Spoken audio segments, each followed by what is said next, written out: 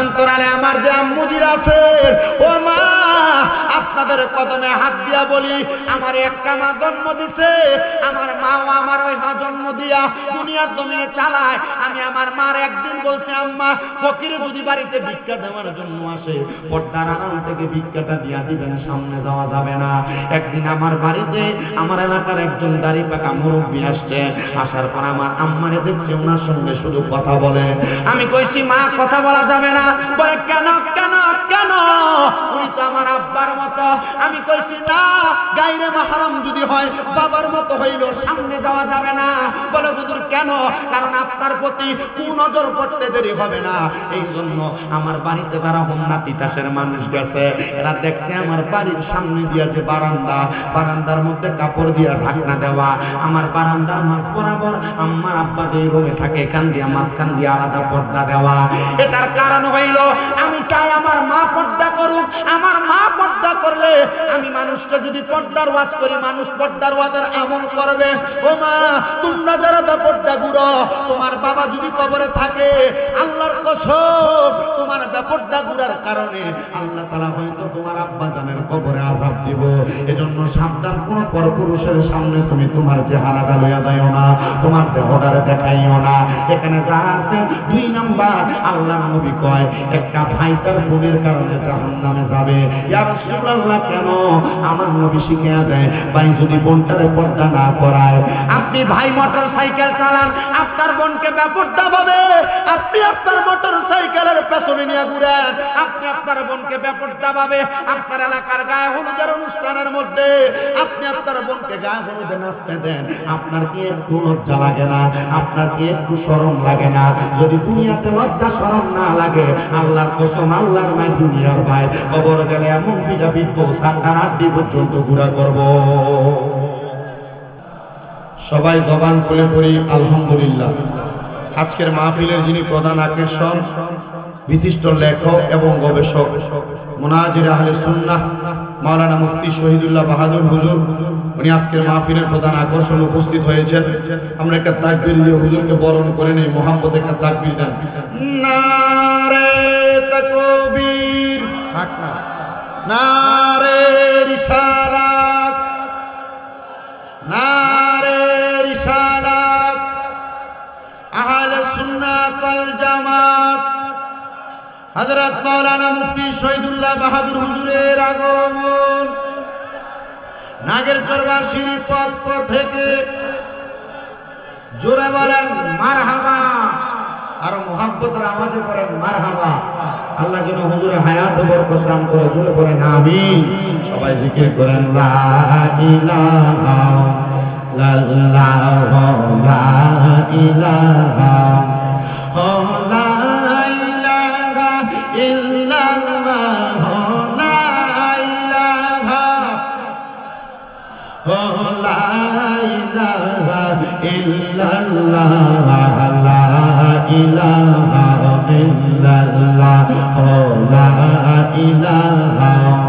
হায়রে আল্লাহ সারা মাবুদ নাই, আমরার নবীজি সারা ও পাইনা নাই।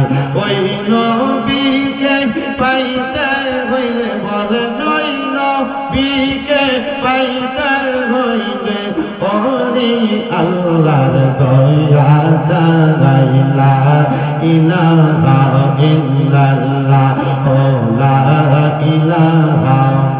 হায়রে নামাজ রোজা সাইরো না, বলেন মা বাবার খেদমত সাইরো না, আমার নবীজির দরদ হইল না, বলেন নবীর দরদ না, আমার নবীজি তোমায় বলবে না, লা ইলাহা ইল্লাল্লাহ, ও লা ইলাহা। হায়রে অনেক দূরে মদিনা, আমরা কেমনে যাব জান? নাগেরচরের মানুষ মদিনা যাইতে চাই কি চাই না? বাবা আমার বিশ্বাস রাখেন, অল্প কিছুদিন হয় নবীর রওজা মুবারক জিয়ারত করে আসছি। নবীর রওজা মুবারকে সর্বশেষ যেই দিন সালাম দিয়ে আমি নবীজির রওজা মুবারক থেকে মক্কার উদ্দেশ্যে রওনা দিব। আমি আমার নবীজির রওজা মুবারকের সামনে দাঁড়ায় দাঁড়ায় বলছি, ইয়া রাসূলুল্লাহ, ইয়া হাবিবাল্লাহ, নবী গো, আপনার রওজা মুবারকে আসার জন্য আমার পরাণটা এতদিন পর্যন্ত কাঁদছে। নবী গো, কত ওয়াজ মাহফিলের মধ্যে বলতাম আপনার রওজা মুবারকে যাইতে চাই। আপনি নবী কবুল করেছেন, আল্লাহ কবুল করেছেন, বিদায় আপনার রওজা মুবারকে আসছি। নবী রওজার সামনে দাঁড়ায় বলছি, ইয়া রাসূলুল্লাহ, নবীজি, এখন মনের মধ্যে আর কোনো আশা নাই গো নবীজি। এখন একটা আশা, যেই দিন আমার মালাকুল মাউত আজরাইল আমার সামনে হাজির হয়ে যাবে, আমার রূহ যখন কবজ করবে, ওই কঠিন মুসিবতটা আসার আগে আপনি নবীকে ঘুমের ঘরে একবার আমি স্বপ্ন দেখতাম চাই। আমি এই আশাটা আমার নবীর রওজা মুবারকের সামনে বলছি। আর শেষ বেলায় একটা কথা বলছি, ইয়া রাসূলুল্লাহ, কত ওয়াজ মাহফিলের মধ্যে আশিক রাসূলদেরকে নিয়া ইয়া নবী সালাম আলাইকা বইলা আপনি নবীর সালাম দেই গো নবী। আপনার কত পাগল উম্মতেরা, কত আল্লাহর বান্দা, কত আল্লাহর বান্দিরা আপনি নবীর রওজা মুবারকে আসার জন্য পাগল। আপনি নবীর রওজা মুবারকে সালামের সাথে সাথে বইলা যায়, আমি অদম গুনাহগারে যে তো আপনার রওজা মুবারকের সামনে আনছেন।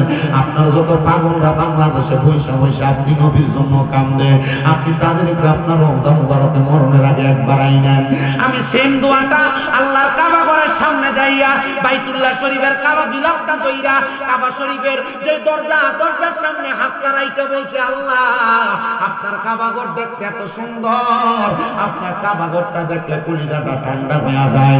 আমি দেখছি কাবা ঘরের সামনে কত মানুষ দাঁড়ায় দাঁড়ায় কান্দে।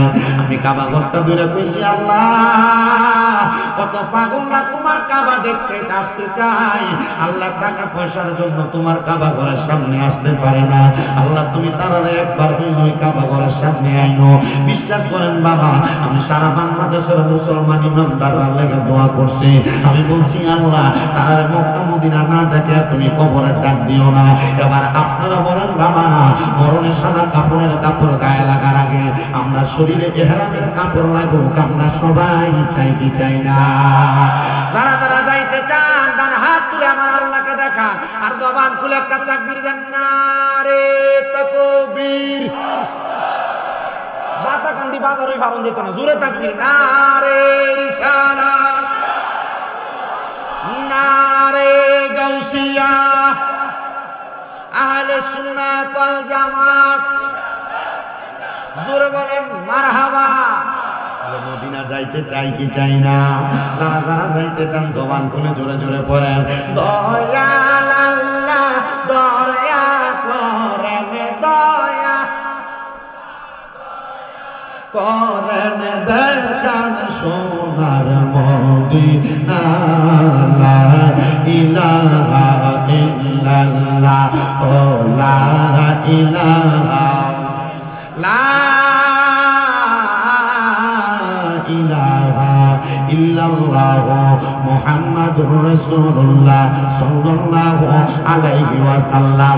এ আমার নাগের চরের জান্নাতের বাগান মাহফিলে আগন্তুক আমার ভাইয়েরা, বাবারা, বন্ধুরা, পর্দার অন্তরালের মধ্যে ওয়াস্ত্রবন্নত আমার কলিজার টুকরা মা বোনেরা গো, আজকের মাহফিলের মধ্যে আপনারা যারা আসছেন, মাহফিলে কত সুন্দর আপনাদের জন্য তাবারুকের আয়োজন করা হয়েছে।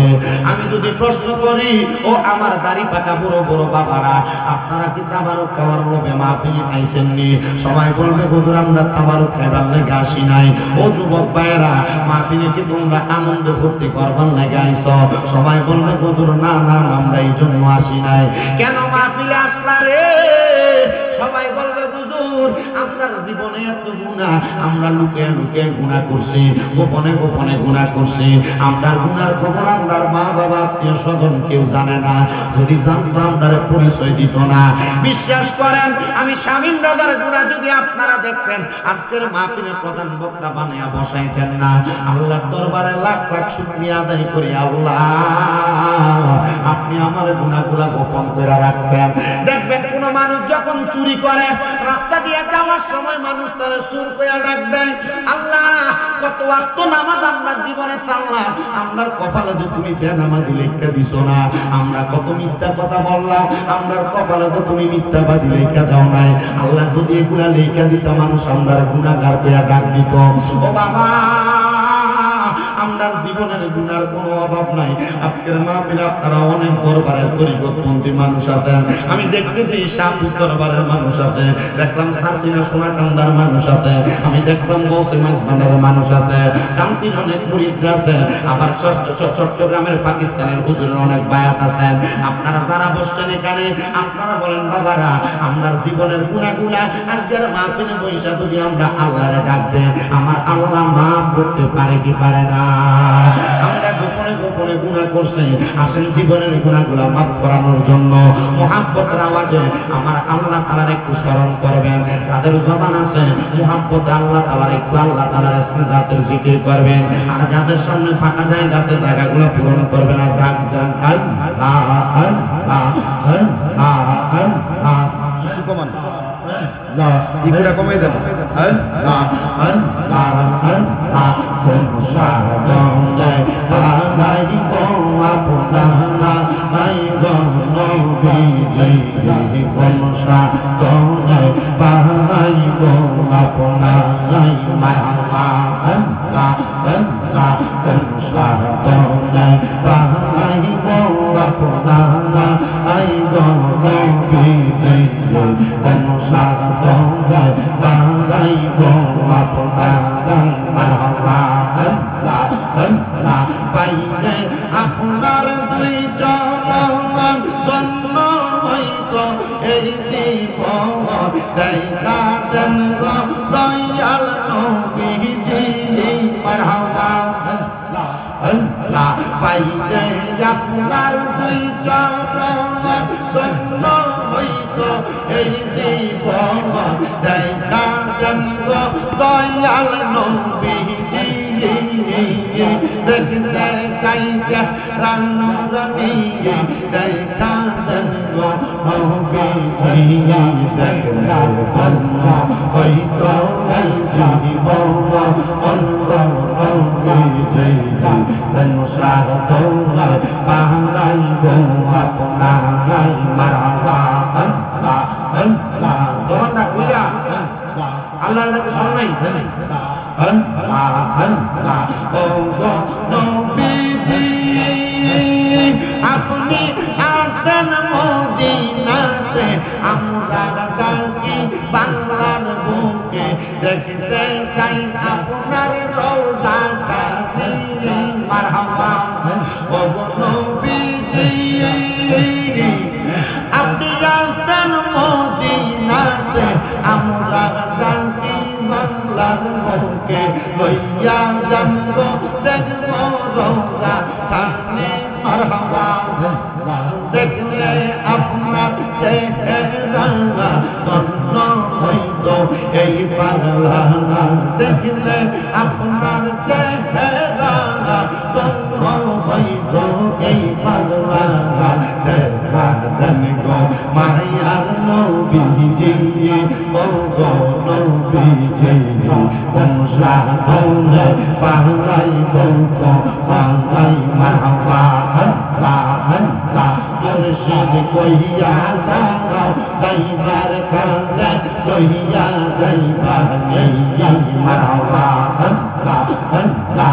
মুর্শিদ কইয়া যাও যাইবার কালে, লইয়া যাইবা নেই মারহাবা আল্লাহ আল্লাহ। তোমার গায়ের পুরান চাদর আমায় দিবানি, দয়াল কইয়া যাও যাইবার কালে, লইয়া যাইবার নেই মারহাবা আল্লাহ আল্লাহ। তালিম তরবি যত করিয়া চালাইলা সংসারে, মুর্শিদ চালাইলা সংসারে মারহাবা আল্লাহ আল্লাহ। তোরে কদর তালিম লইয়া সাজাইলাম জীবনটা রে, মুর্শিদ কইয়া যাও যাইবার কালে, লইয়া যাইবার নেই মারহাবা। বাগদাদি কইয়া যাও যাইবার কালে, লইয়া যাইবা নেই মারহাবা আল্লাহ আল্লাহ। এই অতমা মৌলার জালা কারে কই খুনিয়া, মুর্শিদ কারে কই খুনিয়া। আল্লাহ নবীর ভালোবাসায় কষ্টে যাইব সাইরা আল্লাহ নবী দেখার লাগি কষ্টে যাইব সাইরা হইয়া যাও যাইবার কালে হইয়া যাইবা হইয়া মারবা আল্লাহ আল্লাহ আল্লাহ আল্লাহ আল্লাহ লা ইলাহা ইল্লাল্লাহ মুহাম্মাদুর রাসূলুল্লাহ সাল্লাল্লাহু আলাইহি ওয়াসাল্লাম সবাই পড়ি সাল্লাল্লাহু আলাইহি ওয়াসাল্লাম আল্লাহুম্মা আমিন আল্লাহুম্মা আমিন আলহামদুলিল্লাহি রাব্বিল আলামিন আসসালাতু ওয়াসসালামু আলা রাসূলিল কারীম রব্বানা যালামনা আনফুসানা ওয়া ইল্লাম তাগফির লানা ওয়া তারহামনা লানাকুনান্না মিনাল খাসিরিন या इलाही रहम फरमा मुस्तफा की वास्ते खोल दे दरवाज़े रहमत गदा की वास्ते रहमतल लिल आलमीन खत मेरा रसूल जाने जगह अहमद हामिद मोहम्मद मुस्तफा की वास्ते मौदू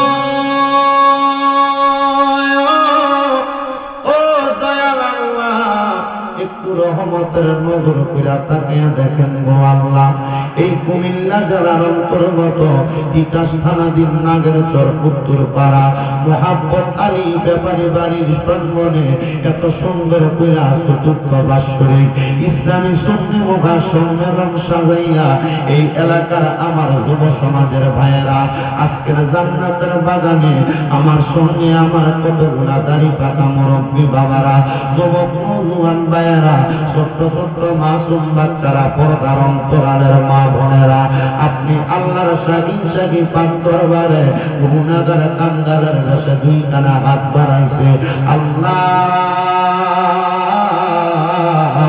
যার হাতটা তোমার কাছে মায়া লাগে পছন্দ হয় ওই হাতের উসিলায় আপনার জীবনের গুনাহ তুমি আল্লাহ ক্ষমা কইরা দাও এরে আমার এই নাগেরচর এবং আশেপাশে এলাকার মা বোনেরা গো কি গো মা দুনিয়ার কাজকর্মগুলা বন্ধ হইছে নি গো মা মুনাজাত হইতেছে গো মা আমার আল্লাহর দরবারে আমিন আমিন কইরা দুইটা হাত বাড়াইয়া দাও গো মা আমাদের বিশ্বাস আছে গো মা আমার আল্লাহ একটা হাত খালি ফিরাইয়া দিবে না মারা গো তোমরা তো এই এলাকার নাইরি না গো মা একদিন আসছিল লাল রঙের বেনারসি শাড়ি পইরা আরেকদিন চইরা যাইবা সাদা মার্কিন কাপড় পরিয়া গো মা তোমরার মতো কত মা বোনেরা জানি অন্ধকার কয়বরে মুর্দা লাশ শুয়া শুয়া রইছে গো মা আজকের মুনাজাত তারার নসিবে হইছে না মারা গো আর বিলম্ব না কইরা আমার আল্লাহর দরবারে মুনাজাতের মধ্যে যদি দুইটা হাত বাড়াইয়া দাও আমার বিশ্বাস আছে গো মা আমার আল্লাহ একটা হাত খালি ফিরিয়া দিবে না এরে আমার নাগেরচর এবং আশেপাশে এলাকার ভাই বাবারা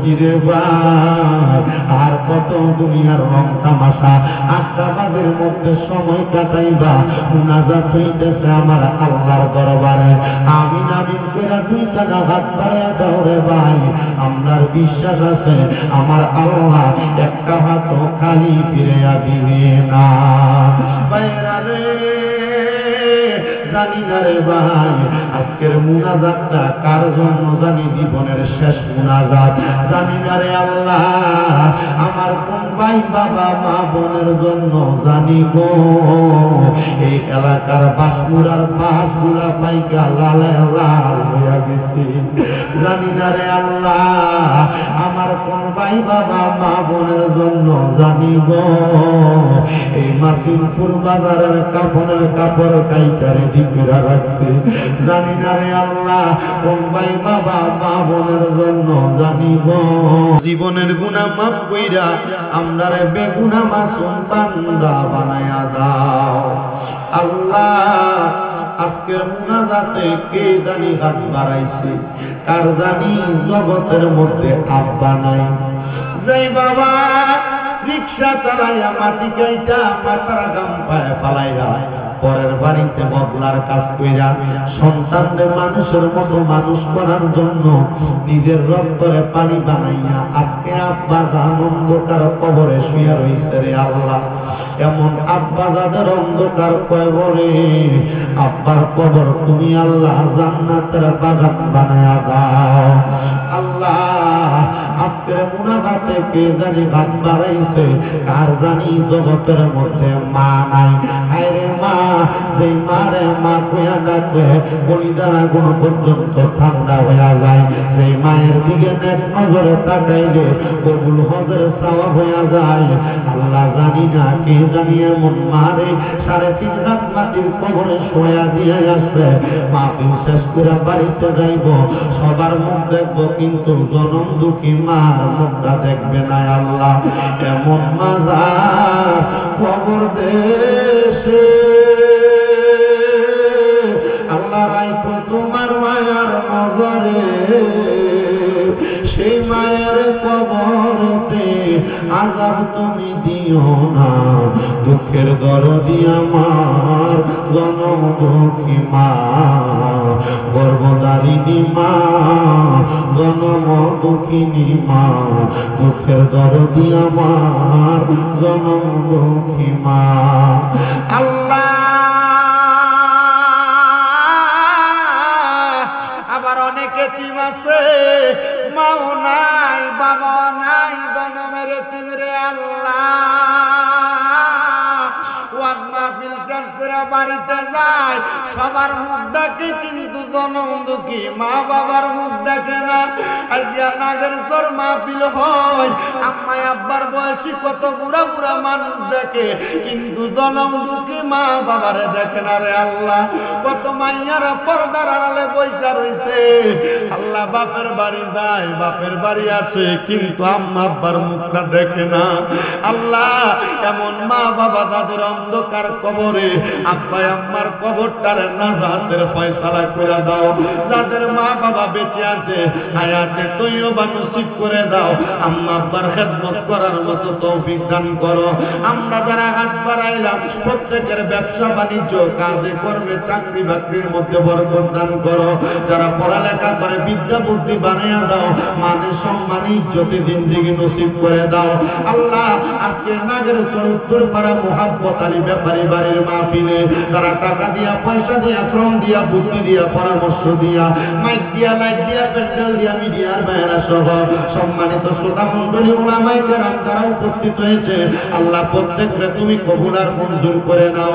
পর্দার অন্তরালে আমার অনেক বলা সরলা মা বোনেরা দোয়া চাই, আমার মা বোনদের খাস দোয়া তুমি কবুল মঞ্জুর করে নাও আল্লাহ। আমি গুনাহগার মানুষ, কি দোয়া করব জানি না, আমার গুনার দিকে না তাকাইয়া এখানে অনেক তোমার দাড়ি পাকা বান্দারা হাত বাড়াইছে, যুবকেরা হাত বাড়াইছে, ওলামায়ে কেরাম উপাদে কোরআন তালেবুল ইলমরা হাত বাড়াইছে। যার হাতটা তোমার ভালো লাগে ওই হাতের উসিলায় প্রত্যেকের দোয়াগুলো কবুল মঞ্জুর করে নাও আল্লাহ। মরণ দিবা দুঃখ নাই, তবে বেঈমান বানায়া মরণের ডাক দিও না। মরণের আগে বারবার তাওয়াফে বাইতুল্লাহ, জিয়ারতে রওজা রাসূলুল্লাহ নসিব করায়া আমরারে আখিরি জবানে মধুর কালেমা পড়ায়া দিয়া লা ইলাহা ইল্লাল্লাহু মুহাম্মাদুর রাসূলুল্লাহ সাল্লাল্লাহু আলাইহি ওয়াসাল্লাম। একটা জবান বন্ধ রাখবেন না ও নাগের সরের বাবারা, ও আমার তিতাস থানার বাবারা, আপনারা বলেন আমরা সবাই মুনাজাত কিরা দোয়া চাইলাম একজনের কাছে, তিনি কে? মুহাব্বতের আওয়াজে বলেন তিনি কে? আসেন বাবাজিরা, বন্ধুরা, আমি আমার ওয়াজের মূল সাবজেক্টের আলোচনার মধ্যে চলে যাই। মাহফিল কমিটির ভাইরা বলেছেন হুজুর আজকের মাহফিলটা একজন অসহায় মহিলা খুব সুন্দরভাবে জাম করায়। ও বাবা, আমি এই জান্নাতের বাগানে আপনাদের কাছে আল্লাহ তাআলার কোরআনুল কারীম থেকে একটা আয়াত তেলাওয়াত করেছি। আল্লাহ তাআলা কোরআনুল কারীমের মধ্যে বলেন, বিসমিল্লাহির রহমানির রহিম, ইয়া আইয়ুহাল্লাযীনা আমানু তাকুল্লাহা ওয়াল তানজুর নাফসুম মা কদ্দামাত লিগাদিন ওয়াত্তাকুল্লাহা ইন্নাল্লাহা খাবীরুম বিমা তা'মালুন। আল্লাহ কয়, ইয়া আইয়ুহাল্লাযীনা আমানু, হে যারা ঈমানদার শুনে নাও। আল্লাহ ঈমানদারদেরকে বলতেছেন, ইত্তাকুল্লাহ, তোমরা আল্লাহকে ভয় করো। ওয়াল তানজুর নাফসুম মা কদ্দামাত লিগাদ, তোমাদের তাকানো উচিত অথবা নজর করা উচিত তোমাদের পূর্ববর্তীদের দিকে, তোমরা তাদের মতো কি রেডি করে রেখেছো। কদ্দামাত লিগাদিন ওয়াত্তাকুল্লাহা, আল্লাহ কয় তোমরা আবার আল্লাহকে ভয় করো। কেন কেন কেন? আল্লাহ তাআলা ঘোষণা করে, ইন্নাল্লাহা খাবীরুম বিমা তা'মালুন, নিশ্চয় আল্লাহ তাআলা তোমাদের অন্তরের সকল খবর সম্পর্কে অবহিত। হে মুসলমান, হে নবীর উম্মতের দলেরা, আজকের মাহফিলে অনেক দাড়ি পাকা বড় বড় বাবারা বসছেন, যুবকেরা বসছেন, অনেক ছোট ছোট বাচ্চারা বসেছে, অনেক মা বোনেরা পর্দার অন্তরালে বসেছে। আপনারা আপনাদের সামনের জীবনের জন্য কি রেডি করছেন আমি জানি না। অন্ধকার কবরে যাওয়ার পরে আপনি আল্লাহ তাআলার কাছে কি জবাব দিবেন? কবরে যে দুইজন ফেরেশতা আগমন করবে, মুনকার এবং নাকির, এদের কাছে কি জবাব দিবেন জানি না। আজকের মাহফিলের যিনি সম্মানিত সভাপতি জনাব মোহাম্মদ জিলানী মুন্সি সাহেব, উনি যদি মারা যায়, উনি মারা যাওয়ার পরে মানুষ আর জিলানী মুন্সি বলে ডাকবে না। প্রধান অতিথি হাবিব সরকার, ওনারে হাবিব সরকার বলে ডাকবে না। শামীম দাদা যদি মারা যায়, শামীম দাদা বলে ডাকবে না। আমার সবাই একটা পরিচয়ে ডাকবে, আমার নাম লাশ।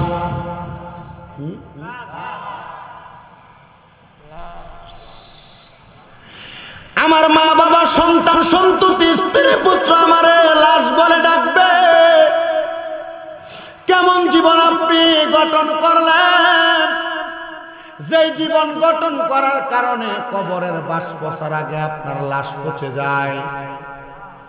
কিন্তু আপনি আমি এমন জীবন তো গঠন করা উচিত, যে জীবন গঠন করলে আমাদের জীবন হবে ওয়ালা তাকুলু লিমান ইউকতালু ফি সাবিলিল্লাহি আমওয়াত বাল আহইয়াউ ওয়ালাকিন লা তাশউরুন। ওই জীবন তো আমরা গঠন করতে পারি না, যে জীবন গঠন করলে আল্লাহ কয় তারা মরে না, তারা জিন্দা। আর তারা যারা মরা কয় তারা নির্বোধ এবং বোকা। ও বন্ধু, ওই জীবন কেমনে আপনি গঠন করবেন? আপনি নামাজ পড়েন, আপনি রোজা রাখেন, আপনি হজ করেন, আপনি যাকাত দেন, কিন্তু আপনার বউটা, আপনার মেয়েটা, আপনার ছেলের বউটা, আপনার বোনটা বেপরদা ঘুইরা বেড়ায়, আপনার নামাজ দিয়ে কি লাভ হইব? মুসলমান রে, ও আমার নাগেরচর এলাকার যুবক, মনোযোগ দিয়া শুনো। নিজে নামাজ পড়ে কিন্তু নিজের বউ মাসিমপুর বাজারে দেয়া বাজার করে, নিজের রোজা রাখে, ইবাদত করে, সুফিগিরি দেখায়, কিন্তু নিজের মাইয়া বেপরদা ভাবে মাসিমপুর বাজার বাতাকান্দি বাজারে দেয়া ঘুইরা ঘুইরা বেড়ায়। না না না, ও মুসলমান শুইনা নাও, নবীর একটা হাদিস শরীফ তোমাদেরকে শোনায়। আল্লাহর নবী কয়, একজন পুরুষ মানুষ চারজন নারীর কারণে দুজকে যাবে। ইয়া রাসূলুল্লাহ, ইয়া হাবিবাল্লাহ, আপনার কাছে জানতে চাই, একজন পুরুষ মানুষ কোন চারজন নারীর কারণে দুজকে যাবে? আল্লাহর নবী কয়, এক নাম্বার, একটা বাবা তার মাইয়ার কারণে দুজকে যাবে। হুজুর কেন, কিভাবে বুঝতে পারলাম না? আপনি মেয়ে জন্ম দিলেন, আমরা সবাই জানি একটা মেয়ে মানে একটা জান্নাত, সুবহানাল্লাহ। কিন্তু মাইয়াটারে যদি আপনি বেপরদা করান, জান্নাত কেমনে পাইবেন আমি বুঝতে পারি না রে বাবারা। শোনেন রে বন্ধু, একটা মাইয়া একটা জান্নাত, এই কথা শুইনা পাগল হইলে চলবে না। মাইয়াটারে জান্নাতীদের মতো মানুষ করতে হবে, মাইয়াটারে পর্দার মধ্যে রাইকা মানুষ করা লাগবে।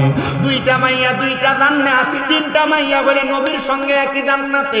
ও বন্ধু, আপনার মাইয়া বেপরদা ঘুরে কেমনে আপনি জান্নাত পাবেন? আমি যেই কথাটার মধ্যে বলতেছিলাম বাবা, আমার নবীজি বলেছেন, দুনিয়ার জমিনের মধ্য থেকে কবরে যাওয়ার পরে একটা পুরুষ মানুষ চারজন নারীর কারণে দুজকে যাবে। এক নাম্বার, একটা বাবা তার মাইয়ার কারণে দুজকে যাবে। যদি তার মাইয়া বেপরদা ঘুইরা বেড়ায়, আপনি নামাজ পড়লেও কোনো কাম তো হবে না, কারণ আপনি আপনার মেয়েদের পর্দা করান না। এই জন্য সাবধানতা অবলম্বন করেন। আপনি যদি বেপরদা আপনার মাইয়ারে চালান, তাহলে আপনি আপনার মেয়ের কারণে দোজখে চলে যাবেন। পর্দার অন্তরালে আমার যে আম্মুজির আছে, ও মা, আপনাদের কদমে হাত দিয়া বলি, আমার একটা মা জন্ম দিছে, আমার মাও আমার ওই মা জন্ম দিয়া দুনিয়ার জমিনে চালায়। আমি আমার মার একদিন বলছি, আম্মা ফকিরে যদি বাড়িতে ভিক্ষা দেওয়ার জন্য আসে, পর্দার আড়াল থেকে ভিক্ষাটা দিয়া দিবেন, সামনে যাওয়া যাবে না। একদিন আমার বাড়িতে আমার এলাকার একজন দাড়ি পাকা মুরব্বী আসছে, আসার পর আমার আম্মারে দেখছি ওনার সঙ্গে শুধু কথা বলে। আমি কইছি, মা কথা বলা যাবে না। বলে কেন কেন কেন, উনি তো আমার আব্বার মতো। আমি কইছি, না, গায়রে মাহরাম যদি হয় বাবার মতো হইল, সামনে যাওয়া যাবে না। বলে হুজুর কেন? কারণ আপনার প্রতি কুনজর পড়তে দেরি হবে না। এই জন্য আমার বাড়িতে যারা হোমনা তিতাসের মানুষ গেছে, এরা দেখছে আমার বাড়ির সামনে দিয়া যে বারান্দা, বারান্দার মধ্যে কাপড় দিয়া ঢাকনা দেওয়া, আমার বারান্দার মাঝ বরাবর আমার আব্বা যে রুমে থাকে, এখান দিয়া মাঝখান দিয়া আলাদা পর্দা দেওয়া। এটার কারণ হইল আমি চাই আমার মা পর্দা করুক। আমার মা পর্দা করলে আমি মানুষটা যদি পর্দার ওয়াজ করি, মানুষ পর্দার ওয়াজের আমল করবে। ও মা, তোমরা যারা বেপর্দা গুরো, তোমার বাবা যদি কবরে থাকে, আল্লাহর কসম, তোমার বেপর্দা গুরার কারণে আল্লাহ তাআলা হয়তো তোমার আব্বা জানের কবরে আযাব দিব। এজন্য সাবধান, কোন পরপুরুষের সামনে তুমি তোমার চেহারাটা লইয়া যাইও না, তোমার দেহটারে দেখাইও না। এখানে যারা আছেন, 2 নাম্বার, আল্লাহর নবী কয় একটা ভাই তার বোনের কারণে জাহান্নামে যাবে। ইয়া রাসূলুল্লাহ, কেন? আমার নবী শিখিয়ে দেয়, ভাই যদি বোনটারে পর্দা না করায়, আপনি ভাই মোটর সাইকেল চালান, আপনার বোনকে বেপর্দা ভাবে আপনি আপনার মোটর সাইকেলের পেছনে নিয়ে ঘুরেন, আপনি আপনার বোনকে বেপর্দা ভাবে আপনার এলাকার গায়ে হলুদের অনুষ্ঠানের মধ্যে আপনি আপনার বোনকে গায়ে হলুদে নাচতে দেন, আপনার কি একটু লজ্জা লাগে না? আপনার কি একটু শরম লাগে না? যদি দুনিয়াতে লজ্জা শরম না লাগে, আল্লাহর কসম, আল্লাহর মাই দুনিয়ার ভাই, কবর গেলে এমন ফিটা পিটবো, সান্তান আড্ডি পর্যন্ত ঘুরা করব। কষ্ট হইতেছে আপনারা? আল্লাহ নবী কয় 3 নাম্বার, এখানে যারা বিয়াত আছেন, এবার আপনারা শুনেন, একটা স্বামী তার স্ত্রীর কারণে দোজখে যাবে। মাইকটার বাড়িটা একটু বন্ধ কর, বাড়িটা দে একটু বন্ধ কর, হালকা সাউন্ড ঠিক আছে। সবুজ মাইক, তিতাসের এই সাইডটা দিয়ে শেয়ার, আমি ওয়াজ করে মজা পেয়েছি। এবার আপনারা যারা বিবাহ করছেন, আপনাদের বউ যাদের আছে না, আছে না, আপনি আপনার ছোট ভাইকে বাদ বেড়ে দেওয়ার কথা আপনি আপনার বউরে বলেননি। তোমার ভাইয়ের মতো, কিসের মতো? ভাইয়ের মতো আপনি বলতেছেন। আর আল্লাহর নবীর হাদিস শরীফ পড়া পাইলাম, নবী আমার শিখা দেয়, একটা ভাবির জন্য তার দেবর হইল কালসাপের মতো। কিসের মতো? কালসাপ কামড় দিলে মানুষ এমন ভাবে মারা যায়, একটা ভাবি তার দেবরের চোখের সামনে পড়লে এমন মৃত্যু সমতুল্য। ইয়া রাসূলুল্লাহ, তাই একটা ভাবি কি তার দেবরের সামনে যাবে না? আর আপনার বউয়ের আপনি আপনার দেবরের লগে ফাটান ডাক্তার দেখাইবেন না? এই কথা মানে কেন? দেবরের সাথে ভাবি একসাথে বিয়ার মধ্যে গায়ে হলুদে নাচে, আজব বিষয়। আমাদের সমাজ এটার কিছুই মনে করে না, কিন্তু আমাদের সমাজের মানুষ জানে না এমন একটা বিষয়ের জন্য দুজকি। বিডিএত কই হুজুর দাওয়াত দিছস কোন ফোনটা? আরে হুজুর দাওয়াত দিছ, আমার কাছে কালেকশনের লেগে যায়, দেন তোরা। আমি কই আম্মু জিরা গো, আপনার পায়ে আমি হাত দিলাম, ছেলের মতো মনে করবেন। আমি চাই না আমার তিতা শুননা এই অঞ্চলের কোনো মা দুজকে যাক, আমি চাই না সোনার বাংলাদেশের কোনো মুসলমান মহিলা দুজকে যাক। এই জন্য আমি আপনাদের কাছে ওয়াজটা করে দিয়া যাই। এবার আপনারা যারা বেড়াইতেছেন, আপনারা বউরে আপনারা পর্দা করাইবেন কি করাইবেন না আপনাদের বিষয়। যদি আপনি পর্দা করান, বউয়ের কারণে জান্নাতি, যদি পর্দা না করান, বউয়ের কারণে দুজকি। ও বন্ধু, এবার আল্লাহর নবীর হাদিস পড়া দেখলাম, নবী আমার বুঝাইছে, শিখাইছে, একটা সন্তানের কারণে, একটা মায়ের কারণে সন্তান দুজকে যাবে। তোমরা যারা মনে করো মা বুড়া হয়ে গেছে গা, মায়ের পর্দার দরকার নাই, তুমি তোমার মারে দিয়া তোমার সন্তানরা সকালবেলা কিন্ডারগার্টেনে পাঠাও, তোমার মা বেপর্দা চলে যায়। না রে না, ও আমার নাগের চরের যুবক, নাগের চরের মুরব্বী বাবাজিরা, নাগের চরের পর্দার অন্তরালের মা বোনেরা, তারা তোমরা সন্তান না, তোমাদের মা বোনদেরকে বেপর্দা ভাবে ছাইরা দাও। তুমি যদি তোমার মারে বেপর্দা চালাও, তাহলে তুমি তোমার মার কারণে দুর্ভোগে যাইবা। তুমি আল্লাহর হস্তে একটা বোরকার দাম বর্তমান বাজারে 500 টাকা হলে ভালো একটা বোরকা পাওয়া যায়। তুমি অন্তত একটা বোরকা পরাইয়া 5 কাটের একটা হেজাব পাওয়া যায়, যে হেজাব পরলে মহিলাদের চেহারা দেখা যায় না। তুমি তোমার মাটারে, তোমার বোনটারে, তোমার বউটারে, তোমার জিটারে তুমি একটু কষ্ট করে পর্দা করাইও। কিন্তু বর্তমান জামানায় পর্দা করাইবো দূরের কথা, বোরকাতে ডিজিটাল বোরকা বাইর হয়েছে। মহিলা উলঙ্গ থাকলে যেমন দেখা যাইতো, এই টাইট ফিটিং বোরকা পরলে মহিলারা এমনই দেখা যায়। হ্যাঁ আসিনি বাবা? আমার এক দোস্ত কুমিল্লা কাপুরিয়া পট্টি বোরকা দোকান, কি দোকান? বোরকা দোকান। আমি একদিন তার দোকানে রৌদ্র হওয়ার কারণে রমজান মাসে যেয়ে বসলাম, দেখলাম নতুন নতুন বোরকা শু দিতেছে। আমি কইলাম দোস্ত রে, তোর দোকানে যে সুন্দর বোরকা। হঠাৎ দেখলাম একটা বোরকা বাইর করছে, বোরকাটা ঠিক এই বরাবর একটা ফুল বানাই না। আমি কইলাম এটা কি তারে? কয় ভাইয়া এটা অন্য কিছু না, এটা সামান্য একটা স্টাইলার ডিজাইন। আমি কইলাম এই বোরকাওয়ালা যে মহিলা বোরকাটা পরব, তাহলে সবাই তো মহিলার চেহারার চাইতে আগে মহিলার পেটের দিকে তাকাইবো, কারণ পেট বরাবর মহিলাটারে ফুলটা দেওয়া। তাহলে আপনারা বোরকা পরাইতো সাবধান, কথা কয় না? বোরকা পরাইতো কি সাবধান, বোরকা পরাইতো সাবধান। এমন বোরকা পরাইয়েন না যেই বোরকা পরলে উলঙ্গদের মতো লাগে। নবীর হাদিস পড়া এটাও দেখছি, আল্লাহর নবী কয় এমন অনেক মহিলারা জাহান্নামে যাইব, তারা পোশাক পরে উলঙ্গ ছিল। পোশাক পরে উলঙ্গ কারা? এমন অনেক মহিলা মা বোন দেখা যায়, কাপড় পরলে তাদের পেট দেখা যায়, কাপড় এমন পাতলা শরীর দেখা যায়, থ্রি পিস বানায় টাইট ফিটিং শরীর বোঝা যায় না গো মা। জান্নাতে যাইতে চাইলে এমন পোশাক পরিহার করো, কারণ নবীজির শিক্ষা ওই মহিলারা দুজকি যারা কাপড় পইরা উলঙ্গ, যারা পোশাক পইরা উলঙ্গ। এবার চিন্তা করে দেখো পোশাক পইরা উলঙ্গ কোন মহিলারা। আল্লাহর দোহাই মুসলমান ইমানদার, হে যুবকের দল, হে মুরব্বী বাবারা, যুবক নওজোয়ান ভাইয়েরা, আপনাদের কাছে আমি করজোরে আবদার করি, আপনারা আপনাদের মা বোনদেরকে একটু পর্দাটা এমনি সুন্দর করে করাইবেন। যদি আপনি করাইতে পারেন, আল্লাহর কসম, আল্লাহর কসম, আল্লাহর কসম, আপনি একজন নাজাতপ্রাপ্তদের অন্তর্ভুক্ত হবেন। আর একটু মনোযোগ দেওয়ার চেষ্টা করেন। আমরা সমাজে আপনার মেয়েকে দেখবেন এমন স্টাইল করে চলে, আপনার স্ত্রীকে দেখবেন এমন স্টাইল করে চলে, আপনার বোনকে দেখবেন এমন স্টাইল করে চলে। আল্লাহর নবী রাহমাতুল লিল আলামিন নবী বলেন, আমি মেরাজের রজনীতে এমন কিছু মহিলা দেখেছি যাদের চুলের মধ্যে ধরে তাদেরকে জাহান্নামের আগুনের মধ্যে সেক দেওয়া হচ্ছে। মুখের গিরিল খান নাম না গিরিল, এটা কি ডাইরেক্ট আগুনে ফিরে আলান, আগুনটা একটু নিচে থাকে। হিট, হ্যাঁ কি সুন্দর করে হিট দেয়, লুলে হচ্ছে। গ্রিল যেমন বানায়, নবীর হাদিস থেকে শিখলাম এমন অনেক মহিলাদের চুলের মধ্যে ধরে আগুনের মধ্যে জাহান্নামের আগুনে লটকে রাখা হয়েছে। কেন? কারণ কি? বলে কারণ হইল এই মহিলাদের 3 স্বভাব। কয় স্বভাব? 3 স্বভাবের মহিলা। আমার আজকের মাহফিল স্টেজে ওঠার আগে একজন কয় হুজুর ওয়াজ তো সব জায়গায় করেন, ভিডিও একটু হেদায়েত করে দিয়া দেন। এটা আমি এখানে আসার পরে বুঝতে পারছি, মহিলারা রাস্তা দিয়ে অবাধভাবে চলাফেরা করতেছে। আবার দেখলাম মহিলারা রাস্তা দিয়ে অবাধভাবে মাথায় ঘুমটা নাই নিজে চলাফেরা করতেছে। চিন্তা করলাম এই ওয়াজটা নাগের স্বরের জন্য বেশি জরুরি। বাদান আমার ওয়াজ তো সব জায়গায় শোনেন, আপনাদের বলরামপুর তিতাসের এলাকায় অনেক মাহফিল আমি করে গেছি, কিন্তু বাবা এই ওয়াজটা আপনারা একটু কাজে লাগানোর চেষ্টা করবেন।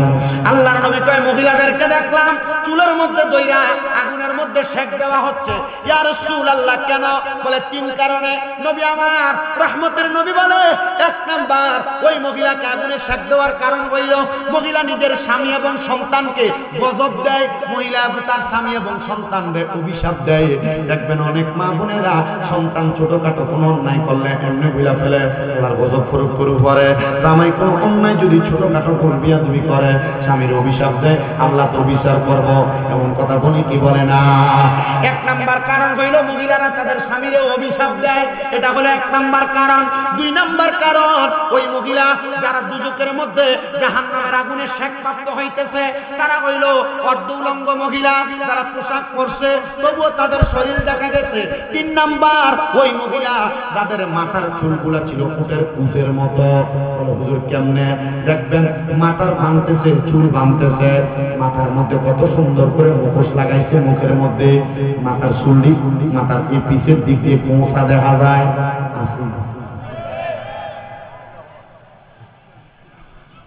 গরুর উপর দিয়ে এটা ফিডের উপরে থাকে, আপনার কি কন? সুডি। কি কন? সুডি বলে, কোন এলাকায় কুচ বলে, কুচ।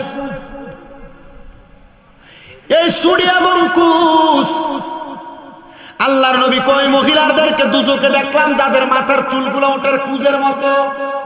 এজন্য আপনাদের মা বোন যারা মাথার চুলরে উটের কুচের মতো নিজের মাথা থেকে আর ওসা করে রাখে, সাবধান, এদেরকে সাবধান করে দিবেন। মা বোন যারা চুলরে এত ওসা করে বাঁধেন, সাবধান হয়ে যাইবেন। খোপা বাঁধেন ঠিক আছে, খোপার চুল যেন নিচের দিকে থাকে, উপরের দিকে যেন উটের কুচের মতো না থাকে। আপনারা মা বোনেরা দোজকের মধ্যে যাবেন, দোজকের মধ্যে। আসেন আমি আপনাদেরকে একটা সুন্দর কথা শোনাই।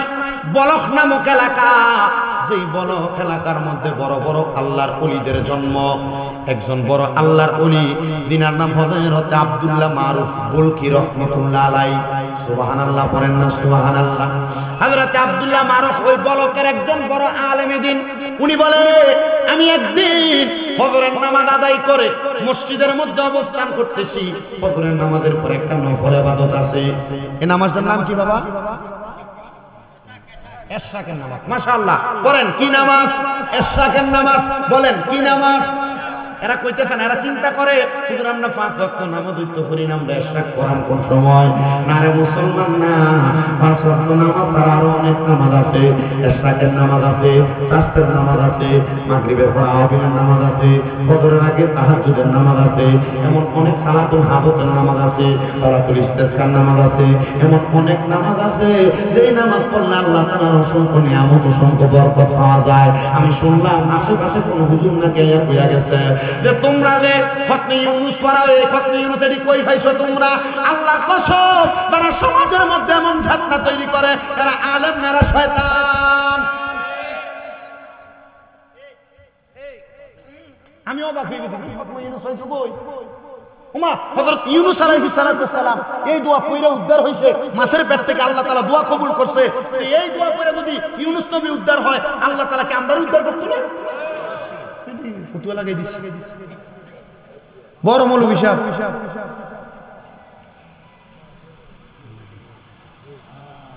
এবার আপনাদেরকে আমি একটু ওয়াজটা করে শোনাই, একটু মনোযোগ দেন। কষ্ট হইতেছে আপনারা? আমার পরে যিনি ওয়াজ করবেন, আমি ওনার ওয়াজ পইরা, ওনার কিতাব পইরা আমি ওয়াজ করব। কথা কি বুঝতেছেন? আমি এখানে আসার সময়ও হুজুরের অনুবাদ করা খাসাইসুল কুবরা যে কিতাবটার প্রথম খণ্ড পড়া শুরু করছে। আমাকে একসাথে প্রায় 7,500 না কয় টাকার কিতাব পাঠাইছে, 5,500 মনে হয় কিতাব পাঠাইছে হুজুর।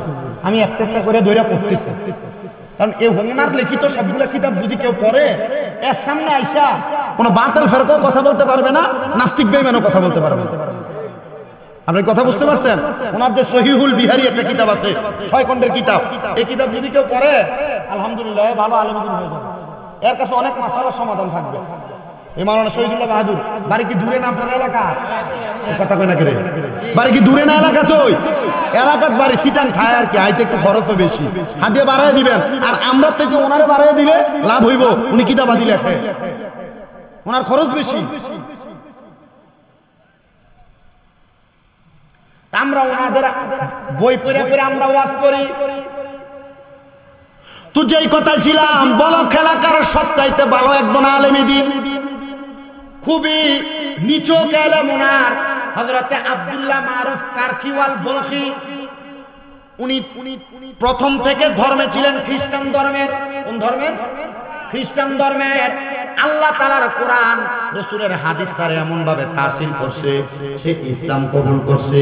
তার মা বাবা প্রথম সময়ে ইসলাম কবুল করার কারণে তার যদিও তার এলাকা থেকে তার পরিবার থেকে আলাদা করেছে, কিন্তু কিছুদিন পরে তার আবার তার বাড়ির মধ্যে তারা গ্রহণ করে নিছে।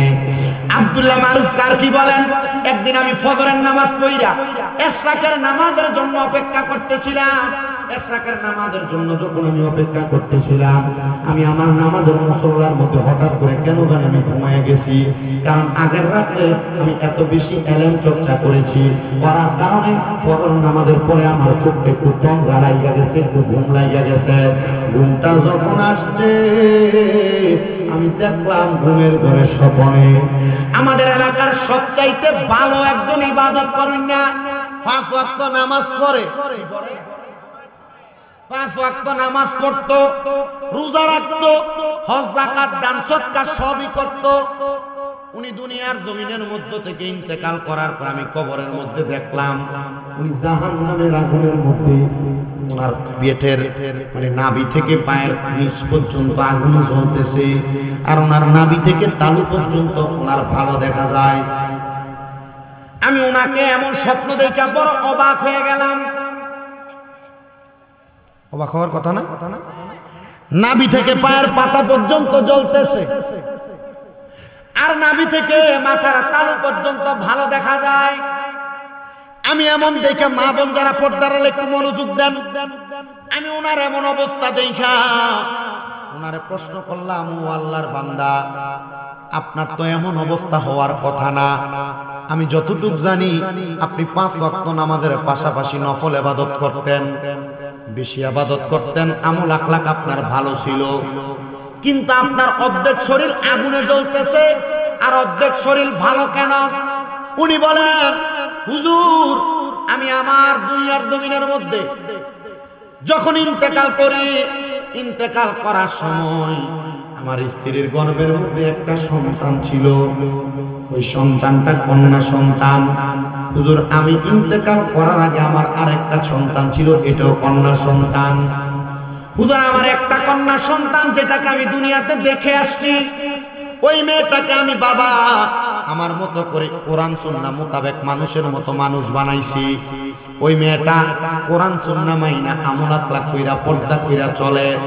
ও হুজুর, আমার স্ত্রীর গর্ভের মধ্যে যে সন্তান ছিল এটা একটা কন্যা সন্তান, কিন্তু হুজুর আমার ওই কন্যা সন্তানটা জন্ম হওয়ার পরে আমার স্ত্রী ওই কন্যাটারে ভালো করে মানুষ করে নাই, আমার স্ত্রী তাকে তার আন্ডারে ঠিক মতো রাখতে পারে নাই, কোরআন সুন্নাহ আমার স্ত্রী তারা শিখাইতে পারে নাই। না শিখানোর কারণে আমার মাইয়াটা বেপরদা ভাবে কারো এলাকার মধ্যে বসবাস করে এবং ঘুরা ঘুরা সালাম দিলাম, আসসালামু আলাইকুম ওয়া রাহমাতুল্লাহ।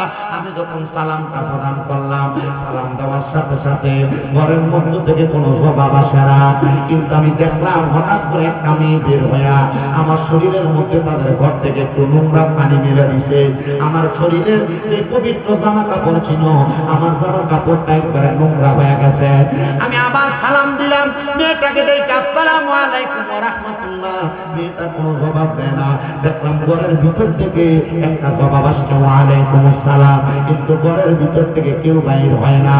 এবার ওই আল্লাহর বান্দা ডাক দিয়া কই, ও ঘরের সদস্যরা, তোমাদের বাবা ইন্তেকাল করেছে। ওই মেয়েটা, যেই মেয়েটা বাহিরে আইসা আল্লাহর ওলির গায়ের মধ্যে নোংরা পানি ছুঁইরা দিছে, ওই আল্লাহর ওলির চোখের সামনে মেয়েটা চোখের পানি ছাইরা দিয়া কান্না করে দিছে। মাইয়া ব্যাপারটা ঘুরে ওলির সঙ্গে বেয়াদবি করেছে, করার পরেও ওই মাইয়াটা চোখের পানিগুলা ছাইরা দিয়া দিয়া কান্দে আর ডাক দিয়া কই, হুজুর আপনার সঙ্গে আমার বেয়াদবি হয়েছে, হুজুর আমি আপনার গায়ের মধ্যে ময়লা পানি মেরে দিছি, কিন্তু আপনি আমার সামনে এমন একজন ব্যক্তির কথা বললেন যারা আমি কোনোদিন আমার চোখ দিয়া দেখি নাই। আমি আমার মায়ের গর্ভে থাকা অবস্থায় আমার বাবা মারা গেছে। হুজুর আপনি কেন আমার বাবার এই খবর নিয়ে আসলেন? হুজুর, হুজুর ডাক দিয়া কয়, মা আমি অল্প কিছুক্ষণ আগে মসজিদের মধ্যে স্বপ্ন দেখছি রে মা, তোমার আব্বা জান জাহান্নামের আগুনে জ্বলে, কিন্তু ওই জ্বলার কারণ হইলা তুমি। মাইয়া ডাক দিয়ে কই, হুজুর কেমনে? বলে, মা গো মা, তুমি যে ব্যাপারটা বেহায়াপনা করে চলো, আমার আল্লাহ নাকি তোমার আব্বার কবরের মধ্যে এই কারণে আঘাত দিয়া দিছে। ও বন্ধু, আপনার মাইয়াটারে কেমনে মানুষ করবেন আপনার বিবেকের উপর ছাইরা দিলাম। আপনি আপনার বোনটারে কেমনে মানুষ করবেন আমি আপনার বিবেকের উপর ছাইরা দিলাম। যদি আপনার মেয়ে আপনার বোন ব্যাপারটা ভাবে চলে, আল্লাহ তাআলা আপনার কবরের মধ্যে তো জাহান্নামের আগুন দিয়া ভরপুর করে দিব। সাবধান, সাবধান রে আমার পর্দার অন্তরানের মা। যদি তোমার ব্যাপারটার কারণে তোমার আব্বার কবরে, তোমার স্বামীর কবরে, তোমার ভাইয়ের কবরে তোমারে যদি আযাব দেয়, তাহলে তুমি কোনো জবাব দিতে পারবে না। মায়াটা ডাক দিয়া কই, হুজুর আমি আমার বাপরে জীবনে দেখি নাই, কিন্তু হুজুর আমার আব্বাজান ইন্তেকাল করার পরে আমি মাইয়া যদি আমার আব্বাজানের আযাবের কারণ হই, তাহলে আমি মেয়ে বলতে দুনিয়াতে আমার কোনো সম্মান থাকলো না। হুজুর বলেন আমি কি কাজ করলে আমার আব্বা কবরে শান্তি পাবে? হুজুর কয়, মা তুমি কবরের মধ্যে শান্তি কেমনে পাইব? তোমার আব্বা এটা যদি করতে যাও, এখন থেকে বেহায়াপনা করা বন্ধ করে দাও, ব্যাপারটা চলা বন্ধ করে দাও। মাইয়া কয়, আমি ওই আলেম আব্দুল্লাহ মারুফ কারকির কথা শুই না, আমি বেহায়াপনা করা বন্ধ করে দিলাম। আমি যখন বন্ধ করলাম, আমি আবার নামাজ আদায় করা শুরু করলাম। এবার আমার মনের মধ্যে প্রশ্ন জাগলো, আমার আব্বারা যে হুজুর দেখছে আগুনের মধ্যে জ্বলতাছে, আমি তো এখন 5 ওয়াক্ত নামাজ পড়ি, বেপরদ ঘুরি না। আমার আল্লাহ তাআলা আমার আব্বা জানলে জান্নাত দিছেনি, এই খবর তো ওই হুজুরই জানবো, যেহেতু ওই হুজুর আমার আব্বা জানের অর্ধেক খবর জানে। এবার ওই মাইয়া বলেন, আমি পর্দার সহিত ওই আব্দুল্লাহ মারুফ কারকির আস্তানার মধ্যে মানে হুজুরের বাড়িতে গেলাম, যে প্রশ্ন করলাম, হুজুর আমি এখন তো ইবাদত করি, আমার আব্বাজান কবরে কেমন আছে? আমি তো কোনোদিন আমার আব্বাজানরে দেখি নাই। হুজুর ডাক দিয়ে কই, মা আমি আর তোমার আব্বাজানরে দেখি নাই কোনোদিন। বলে কারণ কি? বলে মনে রাখবা, কবরবাসী যদি কবরে কঠিন বিপদে থাকে, তাহলে তার আত্মীয় স্বজনকে তারা দেখা দেয়। মাঝে মাঝে মারে স্বপ্ন দেখেন, মাঝে মাঝে বাপরে স্বপ্ন দেখেন, মাঝে মাঝে দাদা দাদির স্বপ্ন দেখেন। এটার কারণটাকে একটাবার চিন্তা করলেন না, একটাবার কি চিন্তা করলেন না? ইবনে সিরিনের স্বপ্নের তাবির করে দেখলাম, কবরবাসীরা যদি কবরে কঠিন মহা মুসিবতে থাকে, তাহলে তাদের আত্মীয় স্বজনদেরকে দেখা দেয়। আজকে জানি না কার মা নাই, কার আব্বা নাই, দাদা দাদি অন্ধকার কবরে, মাঝে মাঝে তারা তোমার ঘুমের ঘরে স্বপ্নে আইসা দেখা দেয়। সাবধান রে ও আমার নাগের চরের মানুষ, এমন কোন কাজ কইরো না যে কাজের কারণে তোমার আব্বা আম্মা কবরে আযাব প্রাপ্ত হয়। মাইয়া কয়, হুজুর আর কি দেখেন নাই? বলে না, তোমার আব্বা বিপদে থাকার কারণে মনে হয় আমারে দিয়া তোমার আব্বার উপকার হবে বিদায় আমারে দিদার দিছে, এজন্য এখন আর তোমার আব্বারে আমি দেখি নাই। মাইয়া কই, হুজুর আমি তো কোনোদিন আমার আব্বার নামাজ চোখ দিয়া দেখি নাই। ব্যবস্থা আসেনি হুজুর, আব্বারে দেখার মতো কোনো লাইন আসেনি। হুজুর ডাক দিয়া কয়, আল্লাহর কোরআনে আমার আল্লাহ তাআলা আয়াত নাযিল করেছে, ওয়া মিনাল লাইলি ফাতাহাজ্জাদ বিহি নাফিলাতান লাকা আসা আইয়াবআসাকা রাব্বুকা মাকামান মাহমুদা। জবান খুলে জোরে জোরে বলেন আল্লাহু আকবার। আল্লাহু আকবারের আওয়াজটা আসতে হইছে, আর জবান খুলে উচ্চ কণ্ঠে জোরে বলেন আল্লাহু আকবার। মাইয়া কই, হুজুর আয়াতের মানে তো বুঝি না, হুজুর আপনি আমারে কি শুনাইলেন? হুজুর ডাক দেয়া কয়, মা আল্লাহ তাআলা আয়াত নাযিল করে আমার নবীরে বলছে, আপনি রাতের কিছু অংশে তাহাজ্জুদের নামাজ আদায় করেন, আপনাকে আপনার আল্লাহ তাআলা অতি সত্তর মাকামে মাহমুদ প্রশংসার জায়গা দান করে দিবে। মাইয়া কই, হুজুর এই আয়াতটা আমার নবীর উপরে নাযিল হইছে, তো আমি তাহাজ্জুদ করে কি করব?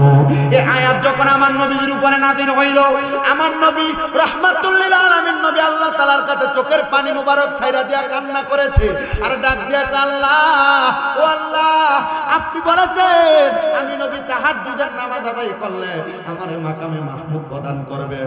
আল্লাহ আমার অনেক উম্মত থাকবে দুনিয়ায়, আমার উম্মতেরা বিপদে পড়ে মুসিবতে পড়ে যদি তাহাজ্জুদের নামাজ পড়ে, আপনি বলেন না আমার উম্মত এমন ইবাদতের কারণে তাহাজ্জুদের কারণে কি দান করবেন?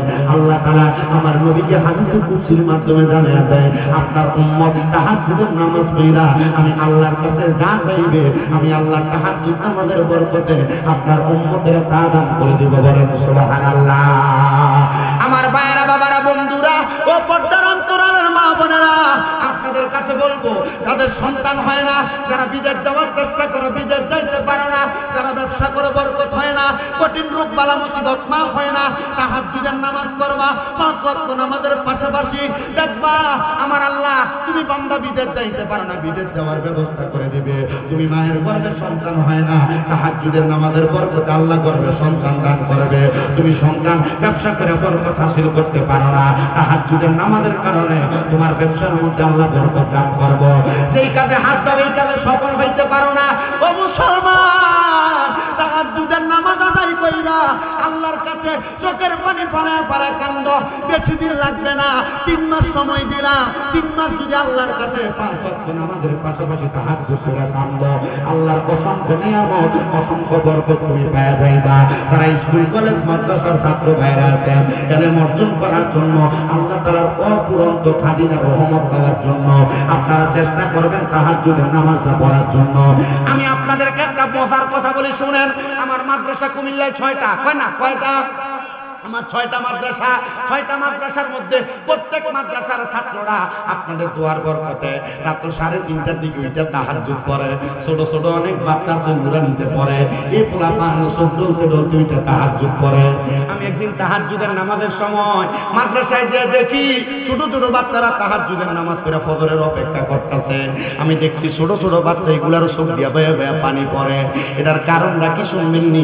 এটার কারণ হইল একদিন আমি আমার অভিভাবকদের ছাত্রদেরকে নিয়ে মিটিংয়ে বৈশা বলছি, যদি আল্লাহ তাআলার অসংখ্য নিয়ামত এলেম সিনার মধ্যে আর মাথার মধ্যে ঢুকাইতে যাও, তাহলে সবচাইতে শ্রেষ্ঠ একটা ইবাদত, এই ইবাদতের নাম হলো তাহাজ্জুদের সালাত। এই তাহাজ্জুদের নামাজ পড়ে আল্লাহর কাছে কান্না করবা, দেখবা আমার আল্লাহ তাআলা তোমাদেরকে নিয়ামত দান করবে।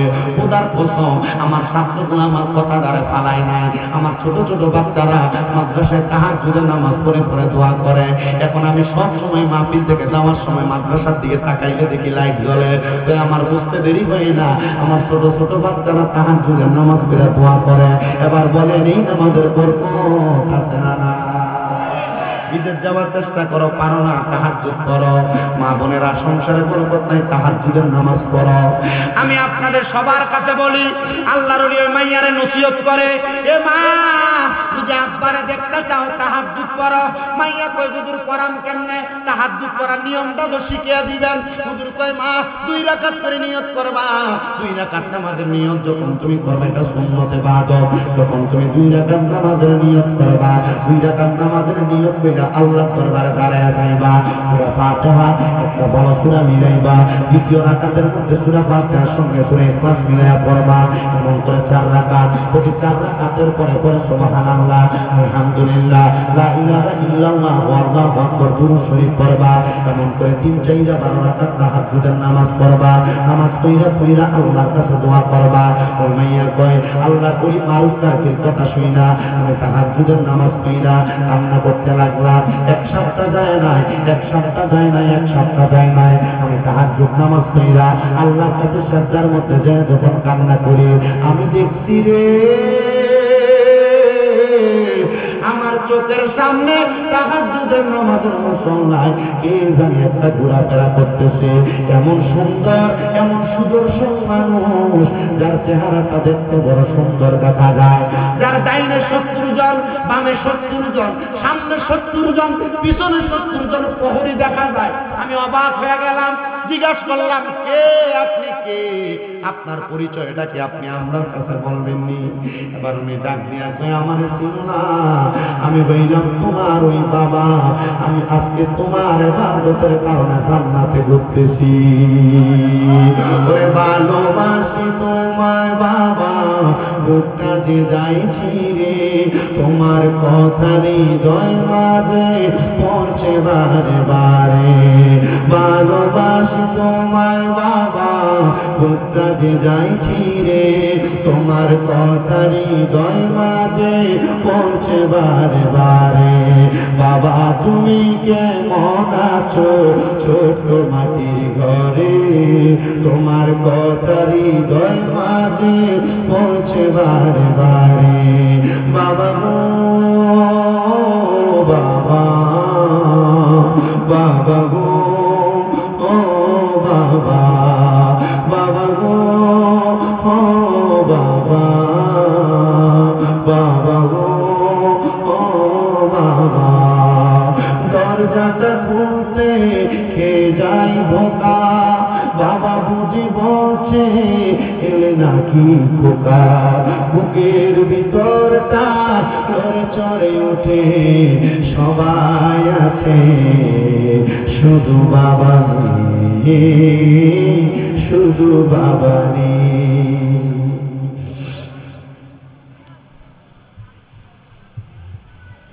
ওই মাইয়া বলে আমি দেখলাম সুদর্শন একজন পুরুষ, সামনে পেছনে ডাইনে বামে 70 জন করে করে 280 জন রহমতের হুর গিলমান। আমি জিজ্ঞাসা করলাম আব্বা আপনি জান্নাতে ঘুরতেছেন, তাহলে তারা কারা? বলে এ কন্যা তোমার ইবাদত, সুবহানাল্লাহ, কন্যা তোমার ইবাদতের বরকতে আল্লাহ তাআলা এদেরকে আমার সাথে প্রহরী বানিয়ে দিয়ে দিয়েছে।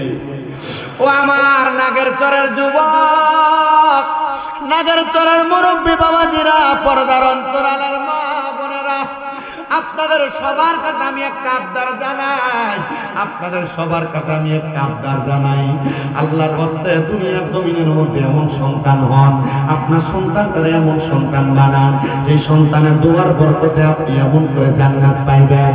ওই মাইয়া যখন তাহাজ্জুদ নামাজ পড়া সিজদার ভিতরে যাইয়া আব্বার এমন অবস্থায় দেখছে, মাইয়ার মা ঘরের মধ্যে ঢুইকা দেখতেছে মাইয়া কার সঙ্গে জানি কথা বলতেছে। ওই মাইয়ার আম্মা ডাক দিয়া কয় এ মা তুই কার সঙ্গে কথা বলস? নতুন নতুন নামাজ পড়তেছস, নামাজের সিজদার মধ্যে যাইয়া কার লগে কথা কস? ওই মাইয়া ডাক দিয়া কয় মা আমি অন্য কারোর সঙ্গে কথা বলি না, আমি আমার মৃত ইন্তেকাল করা আব্বার সঙ্গে কথা বলি। বলে কারণ কি রে, কারণ কি, কেন কথা বলো, কেমনে দেখা পাইলা? বলে আমারে এমন একজন আল্লাহর ওলি নামাজ শিখাইছে, ওই নামাজটার নাম হলো তাহাজ্জুদের নামাজ। ওই নামাজ পড়া আল্লাহর কাছে যা চাই তা পাই। আমি আমার জন্ম দেওয়া আব্বার চেহারা কোনোদিন দেখি না, আমি আমার ওই আব্বার চেহারা তাহাজ্জুদের নামাজ পড়া দোয়া করার কারণে দেখছি। মাইয়ার মা কই তোর আব্বা কবরে কেমন আছে তুই কি বলতে পারবি? বলে হে মা আমার আব্বা জান কবরের মধ্যে বড় ভালো আছে, জান্নাতি, আমার আব্বা জান বড় আরামে আছে। মাইয়ার মা কয় বুঝছি রে, তুই মাইয়া ভালো হওয়ার কারণে আল্লাহ তোর ইবাদত কবুল করছে, এই জন্য তোর আব্বারে জান্নাতবাসী করছে। এ মা আমার কাছে ওয়াদাবদ্ধ হ, আমি মাও যদি মারা যায় তুই আমি মায়ের জন্য একটু আল্লাহর কাছে দোয়া করবি নি। এর সন্তান দেখছো নি মা কেমনে ওই মাইয়ার কাছে আবদার করে। মাইয়া তো বেপরদা ছিল, মাইয়া তো বেহায়া ছিল। বলেন হেদায়েত দেওয়ার মালিক একজন তিনি কে? কখনো তোমাকে যদি বলি হেদায়েতের আলো দিয়ে নিও কাছে তুলি, কখনো তোমাকে যদি বলি হেদায়েতের আলো দিয়ে নিও কাছে তুলি, দয়া করে ঠাই দিও, দয়া করে ঠাই দিও, ওগো দয়াময় তুমি রহমান, তুমি মেহেরবান কন্যা, তুমি রহমান, তুমি মেহেরবান।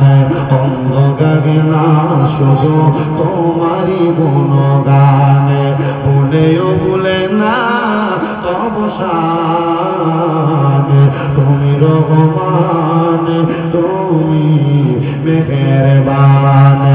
জনম জনম যদি গাহি তোমার প্রশংসা শেষ হবে নাহি। বলেন সারা জীবন যদি আল্লাহর প্রশংসা করি, আল্লাহর প্রশংসা কি কোনোদিন শেষ হবে? আস্তে কথা কই শেষ হবে? আশিক বলে জনম জনম যদি গাহি তোমার প্রশংসা শেষ হবে নাহি। দয়া করে ঠাই দিও, দয়া করে ঠাই দিও, ওগো দয়াময় তুমি রহমান, তুমি মেহেরবান কন্যা, তুমি রহমান, তুমি মেহেরবান। একটা জবানও বন্ধ রাখবেন না। এবার বলেন হেদায়েত দেওয়ার মালিক একজন তিনি কে? মাইয়ার মা ডাক দিয়া কয় ও মা তোর দোয়ার বরকতে তোমার কবরের আযাব মাফ কইরা দেয়। আল্লাহর দোহাই লাগে, আমি মা যদি মারা যায়, আমি মার জন্য একটু দোয়া করবা, আমি মার জন্য একটু দোয়া করবা। মাইয়া কয় আম্মা জান, আল্লাহ যদি আমার হায়াতে বরকত দেয়, আমি আপনি মায়ের জন্য দোয়া করব। কিন্তু আজকে নাগেরচর এলাকার মাহফিলে এমন অনেক সন্তান বসে গেছে যারা তাদের মারে মাটি দিয়ে আসার পরে কয়েকবার কবর জিয়ারত করে আর মা বাবার কবরের কাছে যায় না। আমার এমন অনেক সন্তানেরা বসে গেছে, তারা তোমরা যদি তোমার মা বাবার কবর কোনটা চিনিয়ে দিতে বলে চিনতে পারবা না। অনেক সন্তান আছে দুই দে মা বাবার কবরে জিয়ারত করে আর কবর জিয়ারত করে না। আল্লাহর দোহাই লাগে, ও আমার নাগেরচরের যুবক, ও নাগেরচরের মুরব্বী বাবারা, পর্দার অন্তরালের মা, তুমি যদি না পারো তোমার সন্তানদারে দিয়া পারলে শুক্রবারে জুমার দিনে তোমার মা বাবার কবরটা জিয়ারত করাইও। তোমার মা বাপ কবরে থাকলে তোমরা আম্মা আব্বার জন্য জিয়ারত করে দোয়া কইরো, কারণ আল্লাহর নবী শিখিয়ে দেয় কোন সন্তান যদি রব্বির হামহুমা কামা রব্বায়ানি সগীরা ওয়া কুর রব্বির হামহুমা কামা রব্বায়ানি সগীরা বইলা চোখের মণিকোটার মধ্যে একটা মাছের মাথা পরিমাণ পানি চাইরা দিয়ে কান্না করে, ওই পানিটা মাটিতে পড়ার আগে আমার আল্লাহ তার মা বাবার জীবনের গুনাহগুলো মাফ কইরা দেয়। হায় রে কে জানি বসতে কার জানি এমন জনম দুঃখী মা অন্ধকার কবরে, কে জানি বসতে কার জানি জনম দুঃখী আব্বা জান অন্ধকার কবরে। এই সন্তান আব্বা জানলে মাটির কবরের মধ্যে শোয়া দিয়ে আসছো, আব্বা কবরে কেমন আছে জানো না, কেমন আছে কবরে জানো না, একবার চিন্তা করলা না তোমার আব্বা জান নিজের মাথার গাম পায়ে ফালাইয়া রক্তরে পানি বানাইয়া নিজে সিরা জুতাটা পরছে, তুমি সন্তানরে দামি জামা কাপড় পরাইছে। আজকে তুমি কত লাখ লাখ টাকার মালিক, তোমার আব্বা জানের জুতার তলা ক্ষয় হয়ে গেছিল, কিন্তু তুমি সন্তানরা দামি জুতা কিনা দিতে আব্বা কিনে নাই।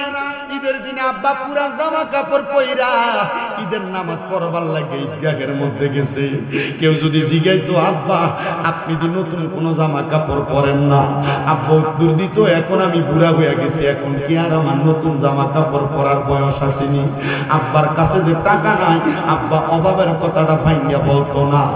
আজকে তোমার আব্বা জান অন্ধকার কবরে, তোমার লাখ লাখ টাকা, কিন্তু তুমি তোমার আব্বা জানলে 500 টাকা দিয়ে কিনে একটা লুঙ্গি পরাইতে পারো না। এ সন্তান, এখানে অনেকে আছেন আপনাদের মা অন্ধকার কবরে, আপনার মা আপনাদেরকে বড় কষ্ট করে মানুষের মতো মানুষ করে দিয়া গেছে, সন্তান একটা মানকে আপনি চিন্তা করলেন না। মা সকালবেলা পান্তা ভাত গুলা খাইতো না, মারাইকা দিত, আমার পুত্র রৌদ্র দিয়ে আইলে আমার সন্তান খাইয়া কলিজাটা ঠান্ডা হইব। মা জননী এমন কষ্ট করছে, কাপড়ের রাস্তার মধ্যে 10-5 টাকা বাইন্দা রাখছে। মা জননী চিন্তা করছে আমার সন্তানের টাকাটা দিয়া দেই, কিন্তু মায়ের কাপড়টারে মা সিলাই করে করে পড়ছে।